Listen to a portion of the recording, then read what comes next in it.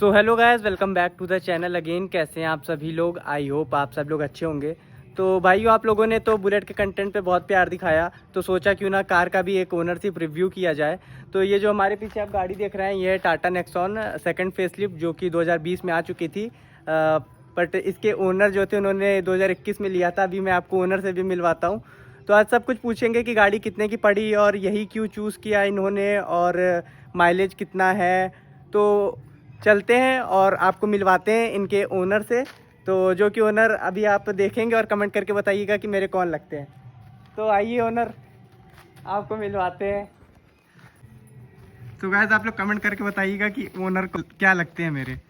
ठीक है गाइस, जो लोग पहले से देख रहे होंगे उनको तो पता ही होगा, तो आप लोग कमेंट करके बताइएगा। तो गाइस चलिए वीडियो स्टार्ट करते हैं। हेलो गाइस, कैसे हैं आप सब? आई होप अच्छे होंगे। तो स्टार्ट करते हैं। तो जो मेरा पहला क्वेश्चन है कि अगर आप 10 लाख रुपए मार्केट में लेके निकले तो आपने टाटा नेक्सॉन ही क्यों चूज़ किया? क्योंकि बहुत सी वैरायटी की गाड़ियां मार्केट में अवेलेबल थी, जैसे टाटा वेन्यू इस प्राइस रेंज में आ जाती, किया सोनेट आ जाती, बट टाटा नेक्सॉन ही क्यों चूज़ किया?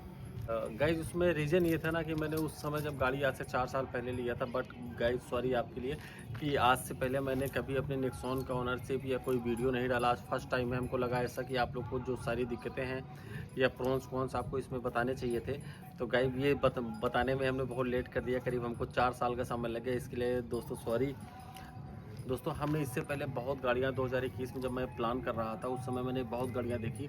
बट गाइस, मारुति की मैंने ब्रेजा देखना पसंद ही नहीं किया। मारुति की कोई भी गाड़ी का मैंने तो ना टेस्ट ड्राइव लिया ना कुछ लिया। गाइज, मेरा चॉइस था महिंद्रा, किया की गाड़ी और नेक्सॉन, क्योंकि जो कॉम्पैक्ट एसयूवी आती थी हमको उस समय के हिसाब से 3 मॉडल ज़्यादा चल रहे थे। जैसे उसमें एसयूवी 300 थी, उसके बाद किया सोनेट थी और बाकी उसके बाद टाटा की गाड़ी आ जाती है, टाटा नेक्सॉन। उस समय ब्रेजा भी बहुत बिकती थी। बट गाइस, हमको मारुति की गाड़ी कोई लेनी नहीं थी, तो हमने एक्सयूवी 300 की टेस्ट ड्राइव ली थी। उसकी टेस्ट ड्राइव में गाड़ी इससे पिकअप के माने में हर माने में लाख गुना अच्छी थी। 5 स्टार सेफ्टी रेटिंग थी उसकी। और मैंने किया का लिया था। किया में सब कुछ अच्छा था। थोड़ी सी बिल्ड क्वालिटी उसकी इससे 19 थी। बाकी मैंने जो टेस्ट ड्राइव लिया था वो डीजल का लिया था और हमको उस समय लेना था पेट्रोल। तो गाइस, जो मेरा ये गाड़ी चूज़ करने का वो चॉइस थी वो मेरे लिए बहुत ही गलत साबित हुई। फिर मैंने नेक्सॉन का भी लिया था। नेक्सॉन का जो मैंने लिया था वो डीजल लिया था टेस्ट ड्राइव, और मैंने फिर बाद में पेट्रोल गाड़ी खरीदा। गाइस, तो मेरे लिए सब कुछ तो इस समय बेटर था, लेकिन पेट्रोल लेना मेरे लिए कहीं घाटे का सौदा साबित हुआ। तो गाड़ियां तो आपने बहुत सी चलाई, जैसे बताया आपने कि मतलब कि किया सोनेट हो गई और एक्सयूवी 300 हो गई। तो इसमें और उसमें कंफर्ट के मामले में आपको बेटर कौन सी लगी चलाने वाइज, और हैंडलिंग तो किसकी बेटर थी? तो इसके बारे में बताइए। पिकअप के माने में इससे लाख गुना अच्छी गाड़ी थी एक्सयूवी 300। और बाकी नेक्सॉन उसके नीचे आती है पिकअप के माने में, क्योंकि उसमें फुल इंजॉय वाला काम था कि आप ज़रा सा रेस दोगे गाड़ी तुरंत आपको रॉकेट की तरीके उड़ने वाला काम होता है उसमें। बट गाइस, उससे थोड़ा सा पिकअप ये कम था। लेकिन जब मैंने इसकी टेस्ट ड्राइव ली थी तो डीजल की ली थी, फिर मैंने पेट्रोल लिया, तो हमको पेट्रोल में ये गाड़ी थोड़ा ज़्यादा अच्छी नहीं लगी। और बाकी एक्सयूवी 300 था, बिल्ड क्वालिटी अच्छी थी। उसका जो बीच का स्पेस था, जो पीछे पैसेंजर वाला स्पेस था, वो उतना अच्छा नहीं था। बट उसमें बूट स्पेस इससे कहीं ज़्यादा मिल रहा था। और कंफर्ट के मामले में गाड़ी आपको कैसे कंफर्ट लगी? के माने में नेक्सॉन से अच्छी कोई गाड़ी नहीं है। आप 1500 या 1200, गाइस जो मेरा ओपिनियन है, मैंने इसको फर्स्ट टाइम जब ड्राइव किया था तो 1450 किलोमीटर फर्स्ट टाइम ड्राइव किया था, जिसमें से मेरे करीब 2 से ढाई घंटे के रेस्ट थे। बाकी 14 घंटा कंटिन्यू गाड़ी को इसने मैंने चलाया है। मतलब कंफर्ट के मामले में गाड़ी में कोई दिक्कत नहीं है। और अगर हैंडलिंग की बात करें तो जैसे कि जब हम लोग गाड़ी चलाते हैं तो जब गाड़ी 80 90 100 से ऊपर जाती है तो कई बार हैंडलिंग में वो, और बाकी ब्रांड में वो चीज़ हैंडलिंग में नहीं रहती है। जब उसको मोड़ते वगैरह हैं तो वो लाइट हो जाती है हैंडलिंग। तो उस मामले में आपको गाड़ी कैसे लगी? दोस्तों, मैं आपको ये बताना चाहता हूँ, नेक्सॉन या एक्सयूवी 300 और उसके बाद किया सोनेट, ये तीनों गाड़ियाँ बेस्ट हैं। लेकिन उससे कहीं ज़्यादा अच्छी हैंडलिंग के माने में इसको मैंने गाइज करीब 140 की स्पीड फुल स्पीड चलाया था। बस लाइफ में शायद 1 ही 2 बार चलाया था। लेकिन दोस्तों, इसकी जो हैंडलिंग क्वालिटी है या हैंडलिंग है, जो भी आप कह लें, टर्निंग रेडियस है, और आप बम्पर टू बम्पर ट्रैफिक में चलाते हैं तो कोई आपको बहुत बड़ा इशू होने वाला नहीं है। बस सब माने में ये गाड़ी अच्छी है। लेकिन हाँ, अगर सेफ्टी फीचर की बात करेंगे तो इससे कहीं थोड़ी सी ऊपर आती है XUV 300। तो माइलेज इसका सिटी में क्या रहता है और हाईवे पे क्या रहता है अगर अदर ब्रांड से कंपेयर करें? तो जैसे कि मारुति सुजुकी ब्रेजा हो गई, तो उसका तो माइलेज बहुत ही ज़्यादा होता है कि वो भी कॉम्पैक्ट एसयूवी है, बट टाटा नेक्सॉन का क्या माइलेज रहता है ये बताइए। गाइज इसको मैंने सिटी में चलाया है, बम्पर टू बम्पर ट्रैफिक में 8 से 9 देती है। कभी कभी अगर ज़्यादा ट्रैफिक नहीं है तो ये 10 या 11 के आसपास भी जाके रुकती है। लेकिन अगर हम इसको हाईवे पे चलाते हैं तो ये गाइज हमको हाईवे पे अगर हम 4 लोगों के साथ या 5 लोगों के साथ बैठे हैं फुल एसी में तो ये 15 से 16 की एवरेज हाईवे पे देती है। और बाकी शहर में अगर हम चलाते हैं बम्पर टू बम्पर ट्रैफिक में तो 8 से 9, और अगर सिटी में ट्रैफिक थोड़ा सा कम हुआ तो 10 से 12 के बीच में ये देती है। और बाकी हाईवे पे ये 15 से 16 के बीच में हाईवे पे माइलेज देती है। हाँ, अगर हम अकेले चलाएँगे 80 से 90 के आसपास अगर हम इसको चलाएँगे तो ये 18 और 19 भी जाती है। और जब आप गाड़ी ले रहे थे तो पेट्रोल या डीजल के मामले में पेट्रोल ही क्यों चूज़ किया? गाइज मेरा उस समय ये सोचना था कि अभी हम पेट्रोल ले लेते हैं, क्योंकि पेट्रोल थोड़ा सा मुझको ये लगा कि उसका इंजन थोड़ा सा रिफाइंड आता है, डीजल में थोड़े नॉइसी इंजन होते हैं, तो इस वजह से मैंने पेट्रोल लिया। लेकिन बट गाइज पेट्रोल लेना मेरे लिए बेटर चॉइस नहीं रहा, क्योंकि गाइज आज के समय में करीब हमको गाड़ी लिए 4 साल हो गए हैं, 4 साल 1 महीना या 2 महीना हो गया है। लेकिन दोस्तों इसमें पेट्रोल लेने का कोई मतलब नहीं है। लोग ये बोलते हैं, यूट्यूब पे मैं लेने से पहले बहुत वीडियो देखा था, उसमें लोग ये बोलते हैं कि अगर आपकी रनिंग ज़्यादा नहीं है तो आप पेट्रोल लेना, अगर आपकी रनिंग ज़्यादा है 2000-2500 मन से ऊपर की आपकी रनिंग है तो आप डीजल पे जाना।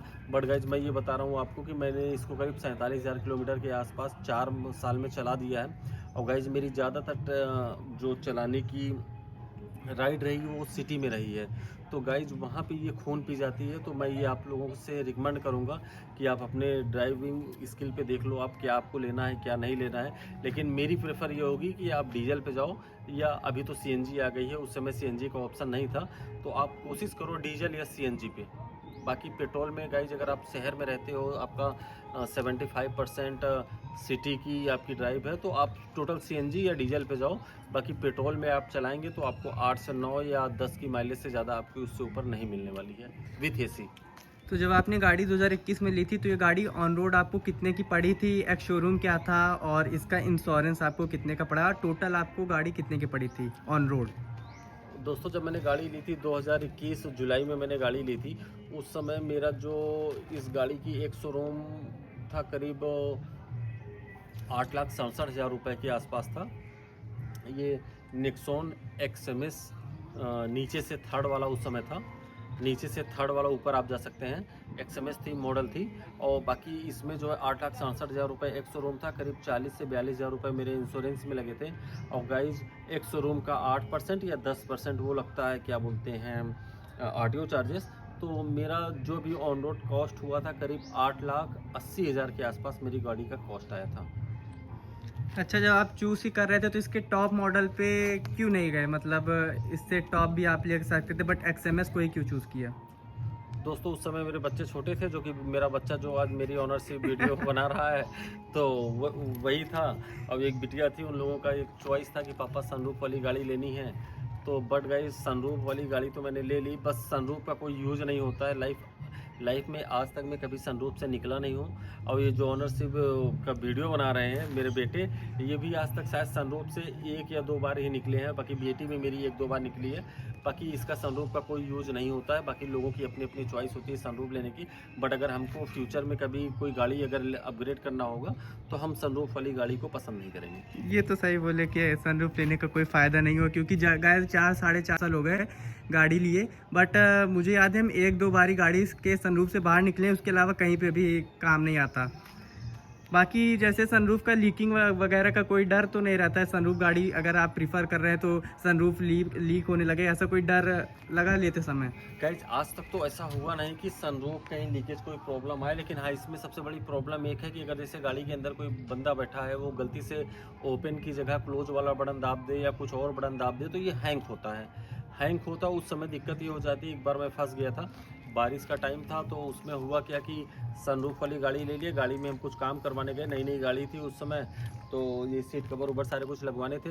तो वहाँ पे जब मैं गया तो मेरे वो गाड़ी के अंदर जो बंदा काम कर रहा था वो सनरूफ में पता नहीं क्या उल्टा सीधा बटन दबा और इसका सनरूफ हैंग कर गया। हैंग होने के बाद उस समय बारिश का महीना था तो बारिश जो है हल्की हल्की होने लगी और सनरूफ बंद नहीं हो रहा था। तो गाइज उस समय थोड़ी सी दिक्कत होती है कि अगर सनरूफ बंद नहीं होगा तो फिर गाड़ी के अंदर पानी जाएगा। तो उस समय लाइफ में एक बार हमको ये समस्या झेलनी पड़ गई थी। बट गाइज कभी ऐसा हुआ नहीं, क्योंकि सनरूफ हम जानबूझ के नहीं खोलते हैं। कोई बंदा गाड़ी में बैठता है तो सनरूफ पे जब पिन करता है तो उसको पहले बोलते हैं कि भाई सनरूफ पे टच मत करना, क्योंकि हो सकता है बारिश का महीना हो या कहीं हो ऐसे ओकेजन पे सनरूफ हैंग कर जाए तो फिर वो बंद ना कर पाए। बट गाइज उसका हमको पूरा जुगाड़ मालूम है कि सनरूफ कैसे बंद होगा, कैसे ओपन होगा। हैंग हो जाएगा तो उसके लिए भी क्या करना पड़ेगा। गाड़ी लेने के बाद अभी तक आपने इसमें कितना पैसा लगाया, मतलब बैटरी वगैरह ख़राब होना या तो फिर कुछ भी मतलब ख़राब होने तक कितना पैसा लगाया होगा अभी तक? गाइज आज तक मेरी गाड़ी में 1 रुपये भी नहीं लगा है। फर्स्ट टाइम मेरी गाड़ी में करीब हमको 1.5 साल हुआ था गाड़ी लिए हुए, तो इसकी बैटरी जो है ख़राब हो गई। तो वो वारंटी में थी, वारंटी में मैंने गाड़ी बैटरी दिया तो बैटरी मुझको दूसरी मिल गई। फिर उसके बाद से मेरी बैटरी करीब 3.5 साल चलने के बाद से बैटरी मेरी फर्स्ट रिप्लेस हुई है, जो कि अभी 1 साल हो गया हमको इसको बैटरी रिप्लेस करवाए हुए। बाकी गाइज गाड़ी में आज तक हमने 1 रुपये भी नहीं लगाया है, खाली ओनली सर्विस, और सर्विस मेरी 2,500 से 3,000 रुपये के बीच में, 3,000 के आसपास इसकी सर्विस कॉस्ट करती है। और गाड़ी आपने कितना चला ली है? दोस्तों गाड़ी हमने करीब 47,000 के आसपास चला लिया है। बस गाड़ी में कोई इशू नहीं है। इससे अच्छी गाड़ी जो ओनर कोई भी कंपनी की ऑन करते हो उनकी तो बात की बात है, लेकिन अभी मैंने 47,000 चला लिया है ना, तो आज तक गाड़ी मेरी खड़ी हुई है ना कुछ हुई है। ऊपर वाले की दया थी कि आज तक चलाते समय कहीं पंचर भी नहीं हुई। अगर पंचर हुई भी तो हमको घर आने के बाद पता चला। अच्छा, जैसे कि आपने बोला था कि पेट्रोल और डीजल में इसलिए चूज़ किया क्योंकि पेट्रोल इंजन ज़्यादा रिफाइन होता है, तो क्या वो डिफरेंस चलाते हुए महसूस होता है रिफाइनमेंट का? दोस्तों अभी क्या है कि अगर आप म्यूजिक ऑन कर लोगे तो आपको कोई इंजन की नॉइज़ सुनाई नहीं पड़ेगी। बट गाइज हाँ, ये जो इंजन है ये 1197 सीसी का इंजन है। इसमें थोड़ी सी नॉइस है, इसमें थोड़ी सी नॉइस है। ये अगर आप म्यूजिक सिस्टम नहीं चालू रखोगे तो आपको इसकी इंजन की नॉइस आपको अंदर जाएगी। बट गाइज मैं टाटा लवर पहले से ही रहा हूँ। मेरे पास 2013 में इंडिगो ECS थी, उसके बाद टाटा जस्ट थी। मैंने टाटा किसी वास्ते कोई गाड़ी लिया नहीं। हाँ ये है कि अगर आप मारुति की गाड़ी चलाते हैं, किया की गाड़ी चलाते हैं, हुंडई की वेन्यू चलाते हैं तो उसमें इंजन नॉइस इससे कहीं ज़्यादा कम है। कभी ऑफ रोडिंग करी है इससे? हाँ दोस्तों, मैंने इसके साथ कीचड़ में तो ऑफ रोडिंग नहीं की है, बस बट ये कि खेत वेत में ऑफ रोडिंग की है। हाँ जहाँ पे क्या बोलते हैं मारुति स्विफ्ट या इंडिको ECS, टाटा जस्ट, हुंडई औरा, ये सब गाड़ियाँ नहीं जा सकती हैं। यहाँ तक कि मैं कहूँगा कि शायद ब्रेजा भी ना जा पाए, वहाँ पे मैंने इसको ले जाया है। तो कभी ऐसी दिक्कत नहीं आई कि नीचे का जो इसका ग्राउंड क्लियरेंस है कम लगता है या नीचे कभी गाड़ी टकरा गई हो?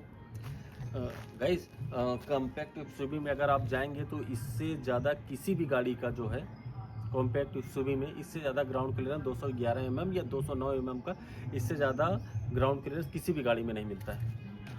तो कोई ऐसी दिक्कत नहीं आई गाड़ी ऑफ रोडिंग करते समय कि नीचे टकरा गई हो? नहीं, ऐसा कभी भी कोई दिक्कत नहीं आई। और इसकी हेडलाइट का थ्रो कैसा है और लाइट इसकी कैसी है? हेलोजन आता है कि LED सेटअप आता है? गाइस इसकी लाइट में ना अगर आप रात में चलाओगे, अगर थोड़ी सी बारिश हुई है तो आपको रास्ते में दिखना बंद हो जाएगा, क्योंकि रोड भी काली रहती है। लाइट इसका सबसे बड़ा इशू है। जो ये मॉडल है 2021 का XMS, अभी शायद अपग्रेड हो गया है, LED लाइट आती है, वो हमको उसको तो मैंने चलाया नहीं, लेकिन इसमें ये है कि इसकी लाइट की थ्रो बिल्कुल बेकार है। लाइट की थ्रो उसको मैं करीब, आप अगर पॉइंट में 10 में से आप पॉइंट लेना चाहोगे तो उसको मैं 10 में से 3 या 4 दूंगा बस। अगर आपको ये गाड़ी दोबारा लेना हो तो क्या आप इसको पर्सनली लेंगे, या अगर आपको अपग्रेड करना हो तो आप किस गाड़ी में जाना चाहेंगे? दोस्तों इस XUV 300, किया सोनेट, ब्रेजा, निक्सॉन, अगर हमको दोबारा इसी गाड़ी में अगर अपग्रेड करना हो तो मैं निक्सॉन पे दोबारा से जाऊंगा। बट गाइस CNG या डीजल पे जाऊंगा, पेट्रोल पे नहीं जाऊंगा। बस अगर CNG लूँगा तो पेट्रोल उसके साथ मिलेगा ही मिलेगा। तो बस हाँ, हम दोबारा इस पे जो है जा सकते हैं। और अगर इसके अलावा कोई चूज़ करनी हो तो कौन सी चूज़ करेंगे टाटा के सिवा? टाटा के अलावा अगर कोई कंपनी में कोई गाड़ी चूज़ करनी हो तो इसके अलावा कौन सी करेंगे? दोस्तों अगर इससे अपग्रेड जाना होगा तो गाइज मेरी ये तीसरी गाड़ी है, इंडिको, जेस्ट, नेक्सॉन।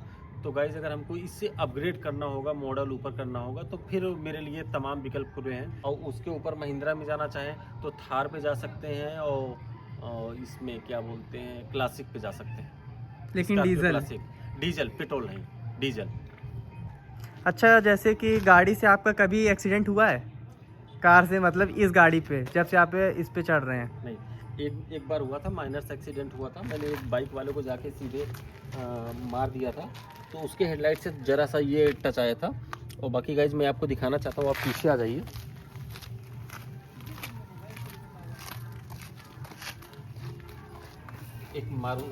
पीछे से एक मारुति वाला टच कर दिया था गाइज, तो मेरा तो कुछ नहीं हुआ था। मेरा तो सिर्फ उसके गाड़ी का जो है ये पेंट आया था, लेकिन उसकी गाड़ी जो है बिल्कुल दब गई थी। करीब 2-2.5-3 हज़ार रुपये का काम उसकी गाड़ी में आया था। मेरे गाड़ी में कुछ नहीं हुआ था, मेरे गाड़ी में सिर्फ उसका पेंट के निशान आए थे। तो गलती किसकी थी? गाइस ये तो गाड़ी चलाने वाले के ऊपर डिपेंड करता है। अगर पीछे से मार रहा तो गलती उसी की रही होगी, बाकी आगे वाले आप बैग भी तो कर सकते हो। नहीं, अगर पीछे से कोई लाके कट मारेगा तो गलती उसकी होगी, बाकी आगे से मैंने मारा है तो गलती मेरी है। तो क्या आप इस गाड़ी से 100% सेटिस्फाइड हैं? हाँ, इस गाड़ी से हम 100% सर्टिफाइड है। बस इसके माइलेज से शहर में चलाने में हमको थोड़ी इशू होती है। तो गाड़ी जब भी हम इसकी गाड़ी में जो है, इस गाड़ी में जो है मैं CNG अपग्रेड करवाने वाला हूँ आफ्टर मार्केट। जब आप पहले गाड़ी लिए थे तब तो CNG आता नहीं था, उसके बाद ही ऑप्शन आया। उस समय मेरा मुँह था CNG आने का, करीब मैंने 5-6 महीना वेट किया, लेकिन उस समय CNG आया नहीं। तो फिर ऊब के मैं जो कि जाके पेट्रोल की गाड़ियों को मैंने एक्सेप्ट किया। मतलब गाड़ी में सब कुछ सही है, बट वो गलती क्या हुई, डीजल लेने की जगह आपने पेट्रोल ले लिया, तो उस वजह से थोड़ा सफ़र करना पड़ता है माइलेज में। बस माइलेज में सफ़र करना पड़ता है गाइस। बाकी इस पे पहाड़ों पे कहीं भी आप जाओ, पहाड़ पे भी मैंने ड्राइव किया है, हर जगह ड्राइव किया, हाईवे पे, पहाड़ पे, ऑफ रोडिंग सब कुछ किया, हर माने में अच्छी गाड़ी है। तो अगर आप इसी में डीजल वेरिएंट लेते तो उसका पिकअप ज़्यादा रहता, तो क्या कुछ डिफरेंस देखने को मिलता है पिकअप में जब आप पेट्रोल पे हैं? तो गाइस डीजल में, पेट्रोल में क्या होता है कि इसको उठाने में थोड़ा जो है, अगर जब तक ये टर्बो मोड या 1500 या 2000 RPM तक नहीं पहुंचती तो थोड़ा सा लो महसूस होता है। बाकी डीजल में ये इशू नहीं है। डीजल पे जहाँ पे आपने फर्स्ट गियर या सेकंड गियर पे आपने थ्रॉटल दिया तो गाड़ी उड़ जाती है। तो बस यही डिफरेंस मिला कि थोड़ा पिकअप इसका डाउन है, और जो माइलेज है वो थोड़ा कम है। पेट्रोल में डीजल लेना चाहिए था, यही रिग्रेट है। डीजल लेना चाहिए। तो गाइस मैं आप लोगों से बोलूँगा कि अगर आपकी रनिंग, जो लोग कहते हैं कि मेरी रनिंग कुछ नहीं है, ये ज़्यादा नहीं है, तो गाइज आप तो गाड़ी हम लोग खरीद लेते हैं, बट जब गाड़ी अपने घर पे होती है तो कहीं ना कहीं फैमिली के साथ वैसे भी निकलना होता है। उस समय हम लोग को अगर पता लगा 15 किलोमीटर सिटी में जाना है, 15 किलोमीटर जाना है, 15 किलोमीटर आना है, और बम्पर ट्रैफिक में जाना है, तो गाइज आपकी 500 रुपये की तेल या 600 रुपये की तेल वो खा जाएगी। क्योंकि 7 से 8 से 10 के बीच में माइलेज देगी। अगर गाइज आप सिटी में फंस गए हो और गर्मी का महीना है, तो आपको फिर वो इशू आपको झेलनी पड़ेगी, क्योंकि आप AC बंद नहीं कर सकते हो। AC बंद कर दोगे तो फिर आपको गर्मी झेलने का सामना करना पड़ेगा। तो इसलिए हम प्रेफर करते हैं, मेरा जो ओपिनियन है, मेरा पर्सनल ओपिनियन है कि अगर आप गाड़ी लेते हैं तो नेक्सॉन में, अगर आप गाड़ी लेते हैं नेक्सॉन जो कि हैवी गाड़ी, आप डीजल पे या CNG प्लस पेट्रोल पे आप जाएंगे तो ज़्यादा बेटर रहेगा। बट आपको पेट्रोल अगर प्रेफर करना तो बट आप प्रिफेयर मत करिएगा। जैसे सेम प्राइस में आपको वेन्यू भी मिलती है, उसमें फीचर्स भी ज़्यादा होते हैं, उसमें पीछे आपको AC वेंट्स भी मिल जाते हैं, पीछे जो पैसेंजर्स रहते हैं, बट यही क्यों चूज़ किया फीचर्स के मामले में? गाइज हमको वेनू की तो मैंने टेस्ट ड्राइव नहीं लिया था, बट वेनू मैंने जाके देखा था शोरूम में। वेनू एक देखने पे हैचबैक जैसे लगती है कि वो हैचबैक है। और XUV 300 में क्या था कि XUV 300 में बीच का जो स्पेस है पैसेंजर वाला वो बहुत ज़्यादा है। बट गाइज अगर इसके बाद अगर हमको कोई गाड़ी लेना हो इस रेंज में, तो मैं प्रेफर करूँगा XUV 300 पे। अभी तो बोले कि टाटा नेक्सॉन दोबारा। टाटा नेक्सॉन में लूँगा। टाटा नेक्सॉन मेरे लिए, अगर हमको इसी में अपग्रेड करना होगा तो इस पे जाएंगे। बट अगर हमको थोड़ा सा पीछे और स्पेसियस चाहिए तो XUV 300 का क्या है कि पिकअप के माने में वो इससे ऊपर है। तो गाइज यही था हमारा ओनरशिप रिव्यू। आई होप आप लोगों को वीडियो अच्छी लगी होगी, और गाइज कमेंट करके बता दीजिएगा मेरा क्या रिलेशन है इनके साथ। तो पापा एक बार आप भी बोल दो, कमेंट आने चाहिए। आप लोग कमेंट करके बताइएगा कि हमारा इनके साथ क्या रिलेशन है। बाकी दोस्तों आप लोगों का जो प्यार और जो आप लोग स्नेह देते हो उसके लिए आपको बहुत बहुत धन्यवाद। क्योंकि गैस पापा मेरे से ओनरशिप रिव्यू बनवा रहे थे ना, तो इस वजह से बोले कि ओनर को बुलाना, तो फिर वही मैं सोचा कि एक बार कमेंट भी करवा लेते कि किन किन लोगों को पता है कि मेरे पापा है। वैसे लास्ट में तो मैंने बता ही दिया। तो वीडियो को सपोर्ट करिए, लाइक करिए और चैनल को सब्सक्राइब कर लीजिए। जल्दी से 5 के सब्सक्राइबर कंप्लीट करवा दीजिए। और अब आपसे मिलते हैं नेक्स्ट वीडियो में।